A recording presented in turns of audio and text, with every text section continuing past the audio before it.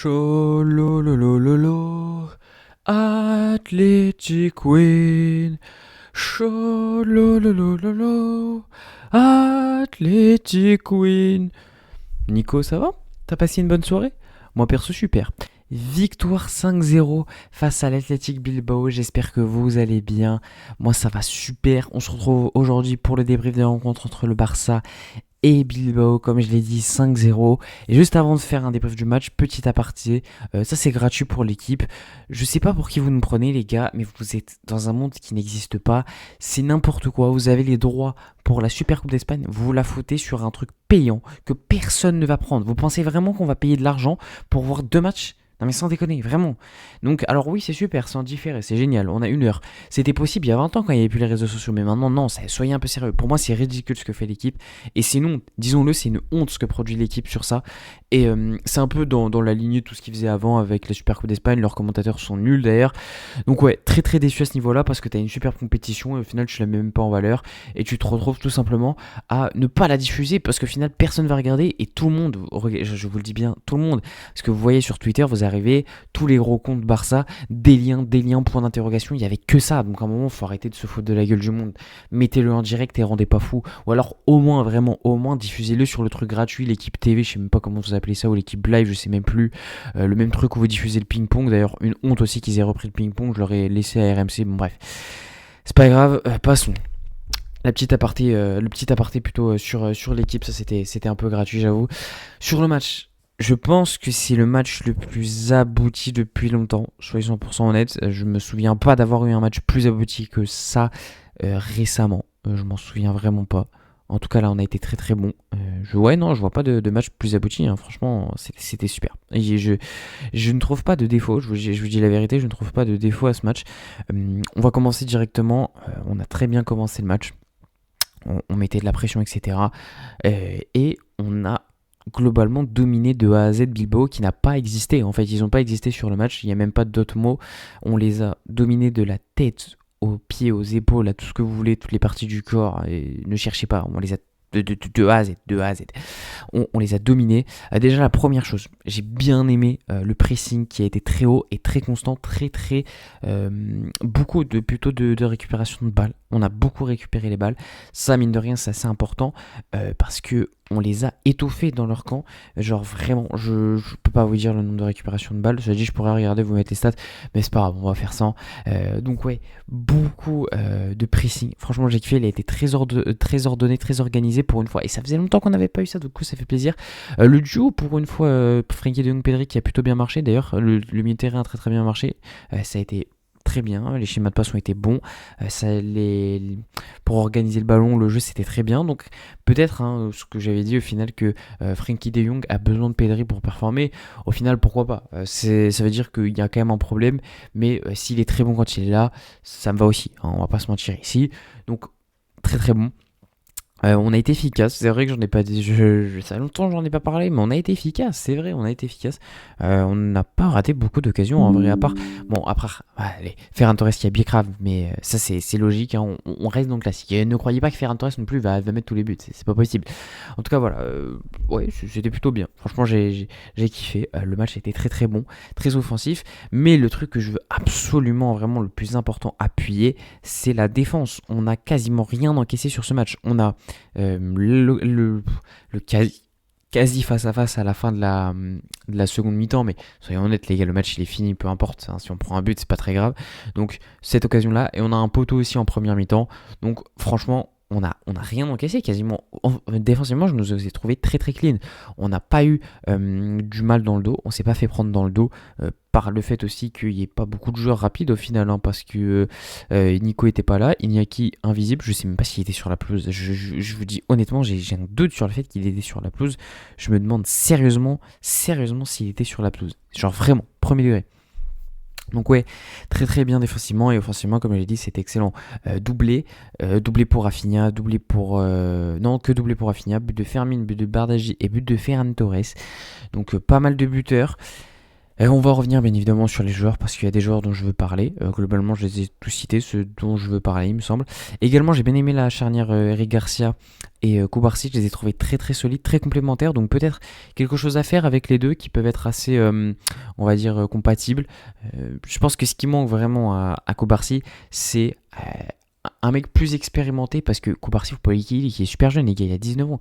Donc peut-être que quelqu'un de plus expérimenté pourrait lui le rassurer et se dire tiens, je ne suis pas le mec qui doit gérer la défense en théorie.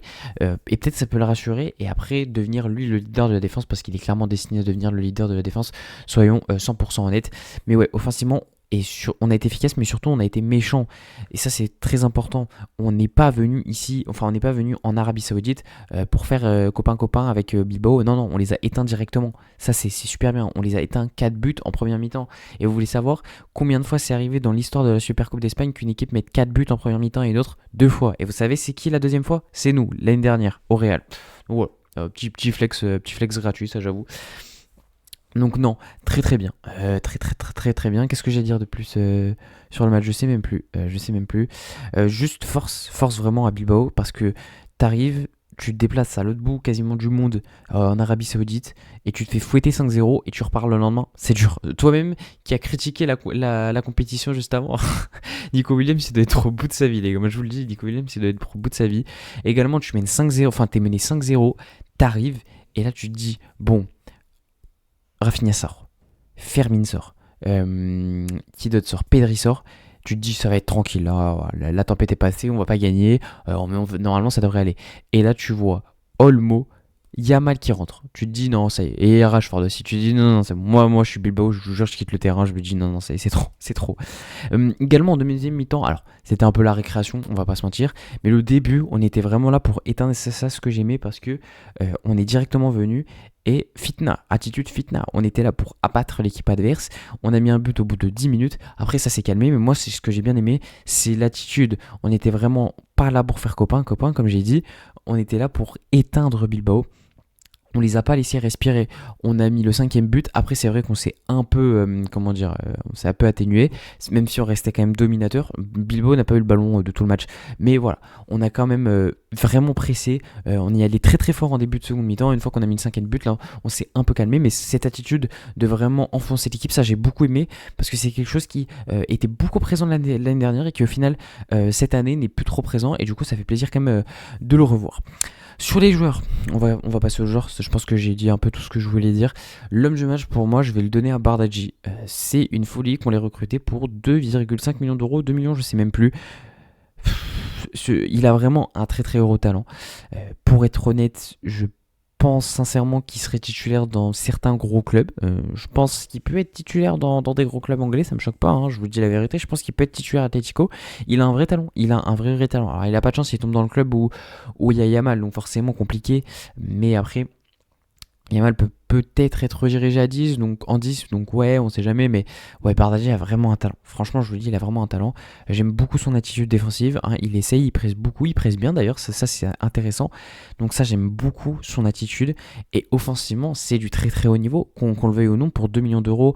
Et même Orvan, même si c'était un joueur qu'on avait payé 60 millions, franchement, ce que propose Bardghji, c'est très très très bon.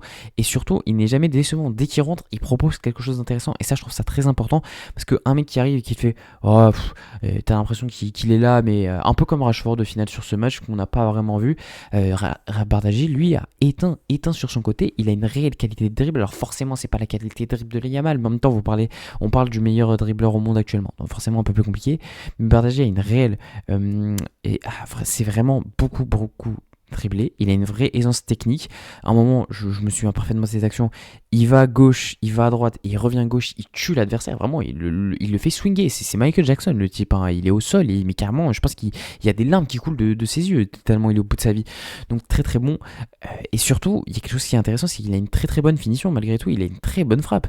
Son but, alors, c'est un peu chanceux parce que Unai Simon l'a quand même pas mal aidé. D'ailleurs, parlons de Unai Simon. Qu'est-ce qu'il fait en équipe nationale ce type? Mais il est trop nul. Franchement, c'est aberrant. Comment Yohan Garcia ne peut ne pas être sélectionné? Et c'est ce type qui est carrément titulaire. Je ne comprends pas. C'est lunaire. Mais ouais, du coup, son but est très beau. Parce que je trouve que l'action est intéressante malgré le fait que c'est Unai Simon qui au final se rate. C'est quand même intéressant ce qu'il propose. Et deux passes décisives encore une fois. Donc très très bon Bardaji. J'ai aimé son match et je veux le voir plus souvent parce que mine de rien, à mon goût, on le voit vraiment pas assez souvent. Donc, je pense qu'on peut peut-être le faire plus jouer dans des matchs où voilà tu gagnes, ou même il peut vraiment apporter en sortie de banc, je ne déconne pas, hein. Alors forcément le faire sortir Yamal pour Bardaji, là c'est un peu plus compliqué, mais si tu veux replacer Yamal en 10, que tu fais sortir un Olmo ou un Fermin, pourquoi pas, j'ai envie de vous dire. Moi franchement je pense vraiment que Bardaji a un très très bon potentiel, et pour 2 millions c'est clairement un style, je vous le dis les gars, c'est un vol mais monumental. Copenhague, ils doivent être en train de pleurer très très clairement. Donc voilà, c'était concernant Bardaji. Je vais enchaîner par Rafinha. C'est un très très bon match de Rafinha. Je pense que c'est son meilleur match depuis son retour. Doublé tout simplement. Et s'il vous plaît, parlons de son premier but. Je vous jure, c'est du délire. Le gars, il est ultra excentré. C'est un but.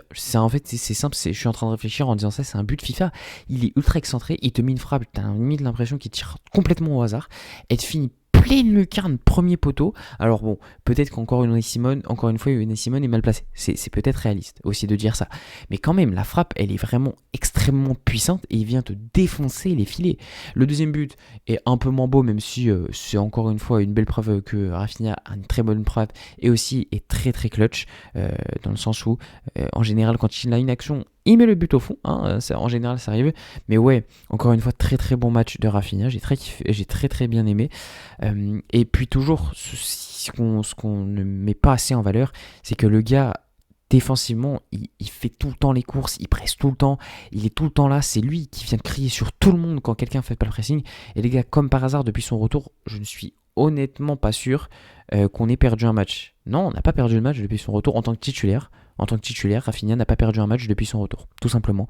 Et moi, pour moi, ça veut tout dire, parce que pour moi, je le dis et je le répète, Rafinha est l'homme le plus important dans le système de Flick. Je tiens à le répéter, mais je ne peux pas être plus clair en fait. Pour moi, Rafinha est beaucoup trop important dans ce système, et il faudra un jour le mettre en valeur, parce que je trouve qu'on ne le met pas assez en valeur, mais bon. Voilà.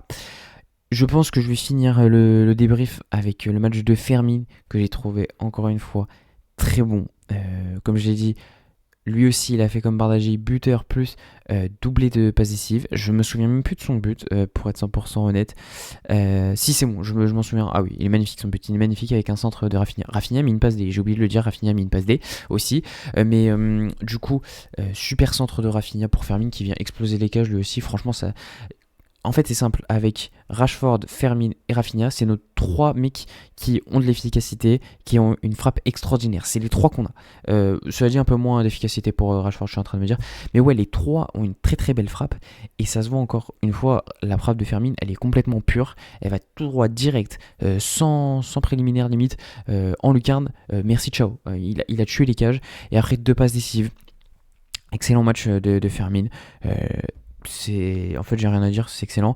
Peut-être un petit bémol sur le fait qu'il a gâché une grosse occasion au début. Il a mal tiré. Alors, c'est pas un face-à-face, mais c'est quasiment un face-à-face. Il y a un défenseur qui le gêne un peu, mais c'est très limite. Pour moi, tu dois tirer second poteau. Et là, il a tiré premier poteau. Bon, j'avoue que sur le moment, ça m'a un peu énervé, mais le match de Fermin est quand même bon. Son activité offensive très très bon. Et enfin, ça fait plaisir de voir notre milieu offensif faire un bon match quand il est titulaire, parce que ça n'arrive jamais. J'ai l'impression que tous nos milieux offensifs, quand ils jouent titulaire, ils sont claqués au sous-sol. Il faut absolument que ça soit le remplaçant qui soit bon. Et ça, je ne comprends pas. Je vous jure, pour moi, c'est tellement lunaire. Et là, ça fait plaisir de voir Fermin être bon sur ce point-là. Donc voilà, je pense que j'ai tout dit. Sur la composition, cela dit, Yamal n'était pas titu. Tout simplement parce que il n'a pas fait les entraînements. Je sais plus trop pourquoi. Je crois qu'il avait des problèmes physiques, je sais pas trop. Donc Flick a préféré le mettre sur le banc, ce que je comprends. Après, moi, je l'aurais pas fait rentrer perso, parce que tout simplement, je pense qu'il n'y avait pas besoin de le faire rentrer à 5-0, soyons 100% honnêtes, et j'aurais laissé Bardaji, mais bon, pas très grave. Son entrée, elle est très mid, parce que je trouve qu'il a trop essayé de tenter des centres en extérieur du pied. On sait que c'est sa spéciale, on sait que quand ça passe c'est magnifique, mais des fois il faut peut-être se calmer et essayer de faire des choses simples. Donc ouais, pas trop aimé sa rentrée, pour être 100% honnête, mais voilà, c'est pas grave, on l'attend en finale. En finale, du coup, ce sera demain la réponse à pareil 20h. Le match commence entre Atlético et le Real. Dans tous les cas, je pense qu'on sera favori, mais on verra, j'ai hâte. Donc voilà. Avant de finir la vidéo, comme d'habitude, tac, je vous le mets là. N'hésitez pas à vous abonner. Voilà, vous cliquez sur vous abonner, vous activez les notifications et vous likez les vidéos. C'est très très important de liker les vidéos. Également, je suis sur Twitter, donc n'hésitez pas à venir me follow là-bas. Également sur Insta, je vous mets tous les highlights des vidéos. Donc vous voyez, vous avez tout. Si vous voulez juste regarder un bout de la vidéo, vous pouvez aller là-bas et comme vous pouvez voir. Et là, pareil, je vous mets quelques highlights et également des débriefs. Par exemple, là, j'ai déjà fait le débrief du Barça et je vous fais aussi quelques petits trucs. Par exemple, j'ai fait Ruben Amorim viré, Yamal Cancelo, etc. Donc vraiment venez sur tout ça. Et puis voilà, on se retrouve du coup samedi pour l'avant-match entre le Barça et l'Atlético ou le Real. On verra bien. Tchuss.